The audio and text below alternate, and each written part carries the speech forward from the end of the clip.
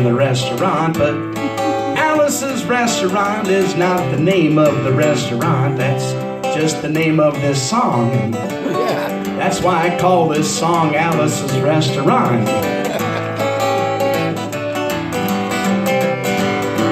You can get anything you want at Alice's Restaurant. You can get anything you want at Alice's Restaurant. Just walk right in, it's around the back, just a half a mile from the railroad track. You can get anything you want at Alice's Restaurant.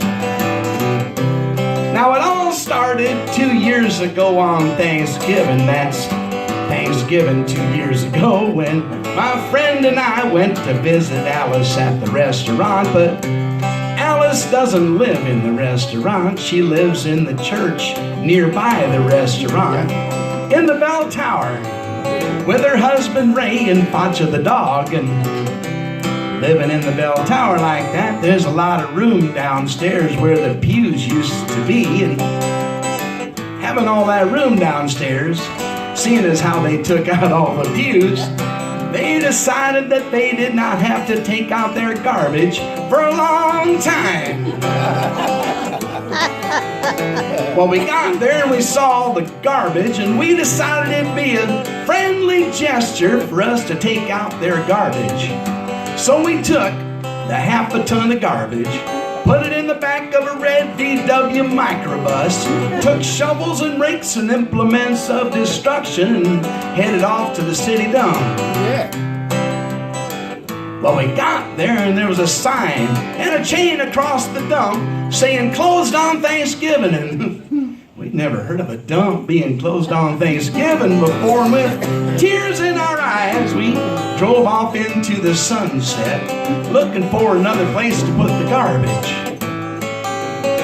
We didn't find one, till we came to a side road, and off to the side of the side road was a 15-foot cliff. And at the bottom of the 15-foot cliff was another pile of garbage, and we decided that one big pile was better than two little piles.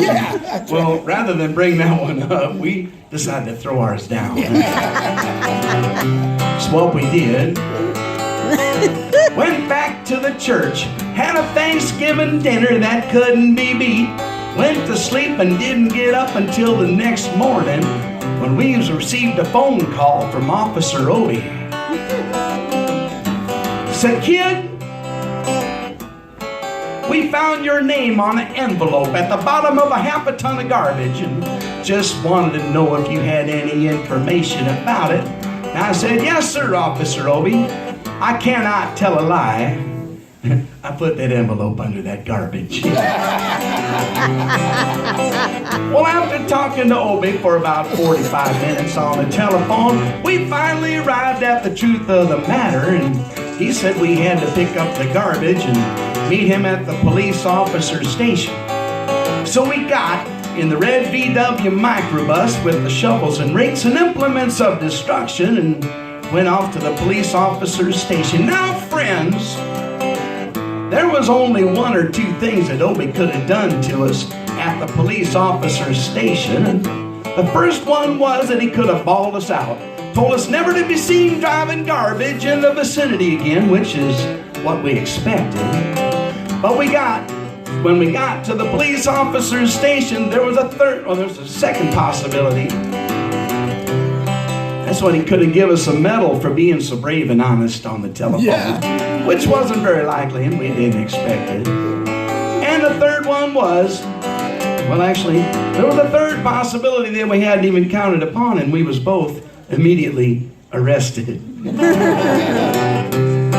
Handcuffed. And I said, "Obie, I don't think I can pick up the garbage with these handcuffs on." He said, "Shut up, kid."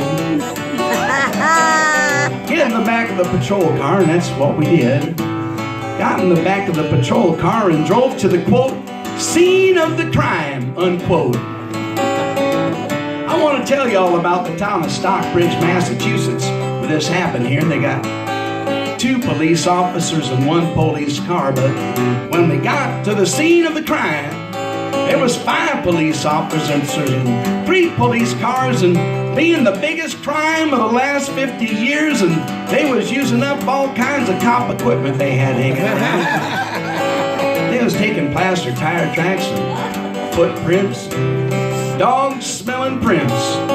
They took 27 8x10 colored glossy pictures with circles and arrows and a paragraph on the back of each one explaining what each one was to be used as evidence against us.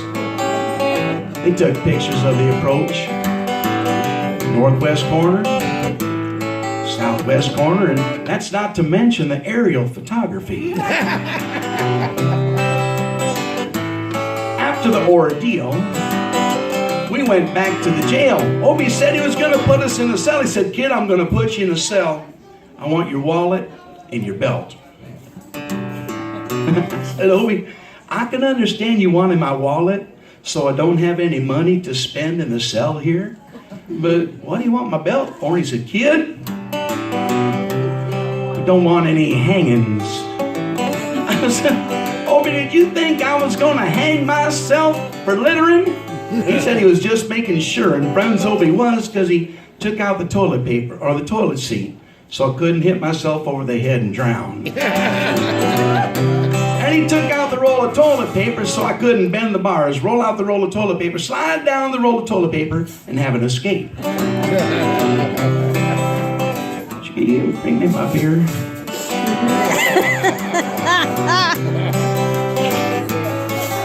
Who's that monkey garage or whatever? They've got his beer assistant. Yeah. Thank you.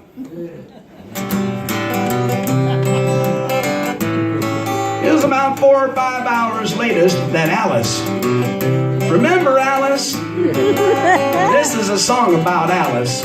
Alice came by and with a few nasty words to Obie on the side, bailed us out of jail. We all went back to the church, had another Thanksgiving dinner that couldn't be beat, went to sleep and didn't get up until the next morning when we all had to go to court. I walked in there and sat down. Obie came in with the 27 8x10 colored glossy pictures with the circles and arrows and the paragraph on the back of each one, and sat down. A man came in and said, "All rise," and we stood up. These girls here are going, "What in the hell is he doing?" We stood up. He stood up, and Obie stood up with the 27 8x10 colored glossy pictures with the circles and arrows and the paragraph on the back of each one. And the judge walks in with a CNI dog. He sat down. We sat down. Obie just stood there and looked at the judge's CNI dog. And then at the 27 8x10 colored glossy pictures with the circles and arrows and a paragraph on the back of each one, and looked right back over at the judge's CNI dog. And then at the 27 8x10 colored glossy pictures with the circles and arrows and a paragraph on the back of each one, explaining what each one was to be used as evidence against us and friends, Obie